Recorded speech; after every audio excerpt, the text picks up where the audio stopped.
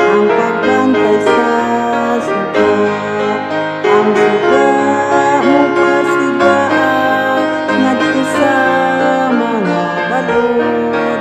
Kaya dunay nangatunod kinahanglan luwason.